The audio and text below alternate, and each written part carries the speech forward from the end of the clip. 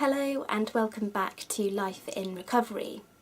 Did you know that the name for the shape of Pringles is a hyperbolic paraboloid? Well, this video is another request from you. I mentioned in my March in Review video that I was on a new supplement regime, and a bunch of you asked me to film a regime video and explain what I was taking and why. So as I mentioned in that video, I've been relatively healthy since February. I've only had one kind of bout of illness since February, and although it potentially is not directly correlated to me being on this supplement regime, that may have helped me stay well. And really, again, as I mentioned in that video, which I'll link below, and I'll link all of the supplements below as well that I mention in this video, my doctor had recommended in February that I take a load of blood tests again, just to see what was going on with me. And apart from quite raised levels of inflammation, there were a few kind of essential vitamins that I was deficient in. So really that prompted me to do a bit of research, think about the supplements that I may need to go on to support my immune system, and also make sure that I had level balances of the vitamins that I need to stay well. So that's a little bit of why I decided to go on some supplements. And just a caveat, obviously supplements are not a replacement for good nutrition and good sleep and some regular exercise, but they can be, especially if you are shown to be deficient in certain vitamins and minerals, they can be a good support for both your mental and your physical well-being. So I'm going to talk about 4 supplements that I'm taking and why. This isn't an advert, it's merely obviously a response to requests for this video. There are plenty of other supplements available similar to the ones that I'm going to show you. I've chosen these brands because most of them don't chuck a load of fillers into their capsules and their tablets, so you get a relatively unadulterated supplement. And all of them, apart from one whose capsule contains gelatin, are suitable for vegetarians. Vegans, it's a different story. I'm not quite sure where they sit with vegans, but most of them are vegetarian friendly. So my focus was strengthening and boosting my immune system. So moving straight on to the first supplement, I've got them beside me so that I can show you them. The first one is a probiotic, and I'm using BioCult's probiotics. So probiotics are fantastic for maintaining and also replacing your good gut bacteria. So I've mentioned taking a probiotic before after you've been on a course of antibiotics, and those BioCult ones, they're suitable for continuous use, so you don't have to worry about any kind of contraindications or any side effects from those. So I personally think it's really important to protect your gut, and there's been so many studies that show that a lot of bugs and things develop from your gut. So I think it's really essential to take some kind of probiotic if you regularly are on antibiotics, or you have had a period where you've been on antibiotics a lot, or it's just your stomach is an area of concern for you. Antibiotics do strip both your good and your bad bacteria from your gut, so a probiotic is really useful to just replace that and maintain that balance. A kind of a more natural alternative, a food alternative to a tablet, is something like a BioLive or a good yogurt, BioLive yogurt. and that's also something I've mentioned before in previous videos if you can't get your hands on a tablet form. So I take 2 of those per day, and they're quite little tablets. Then I move on to my kind of what's like my multivitamin, so kind of an all-in-one product. And I use the Immunase immune system tablets. These are quite big. As someone who's been on taken so many medications over the years, I'm quite used to swallowing a load of tablets at once, but these are like horse pills. But I take 1 of these a day. So the reason why I take those is they are, as it says on the packet, they're specifically designed to boost and support your immune system, and that was something that I was really concerned about. And then it includes vitamin C, which is just one of the best and most vital vitamins in my opinion.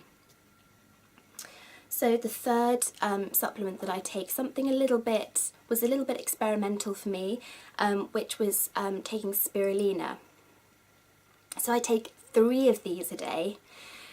Now I used to take Spirulina in powder form occasionally if I was ever making a smoothie or a juice, but I decided I wanted to try taking it a little bit more regularly, so I switched to a tablet form.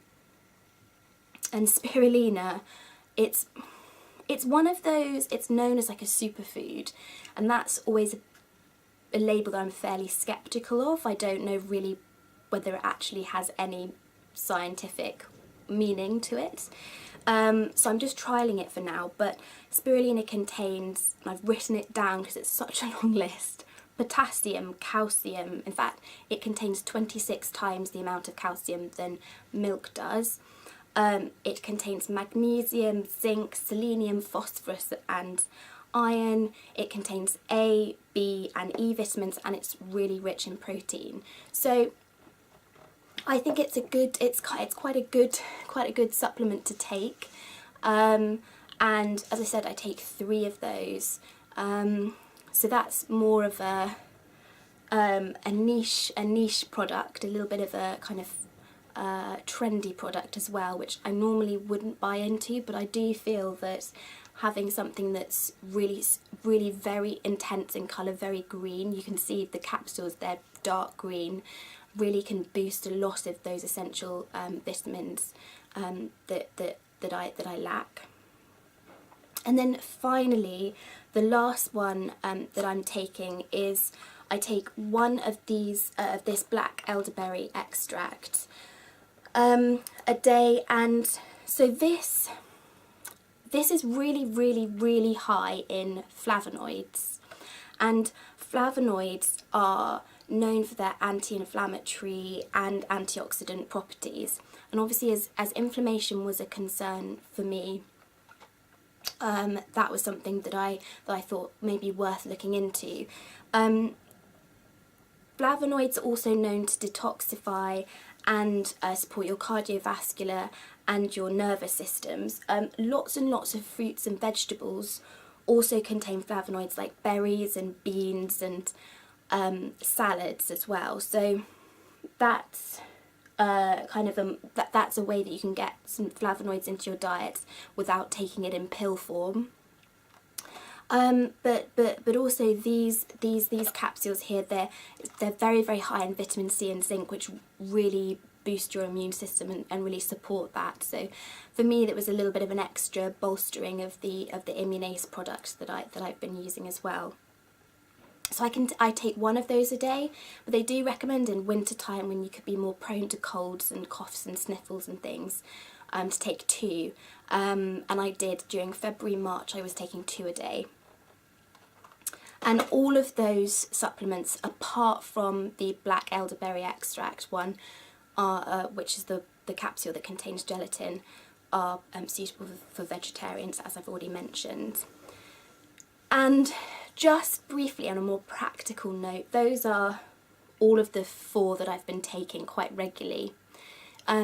It's quite a lot to take. It's a good handful of pills, and they do obviously cost money. So some of you may be sitting there and thinking, well, you know, it's all well and good she's saying all of this to take. Well, I'm not actually advising you to take it. It's simply me telling you what I'm taking and why.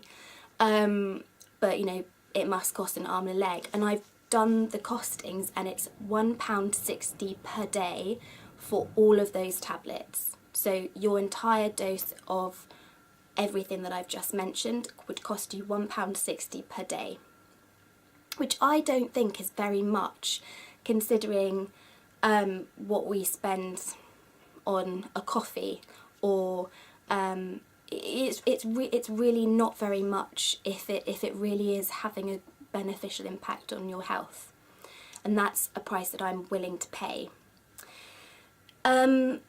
The other supplement that I want to mention quickly is vitamin D. So I have a pot of vitamin D3 as well, and there have been so many studies that have shown that we are, as a world, the earth is systemically deficient in vitamin D. So you get that from the sun predominantly, and that can have a really negative impact on your mood, on your physical health, as well as how you function on a day-to-day basis. So there have been, as I said, numerous studies that have showed this. So a vitamin D supplement may be something to look into as well.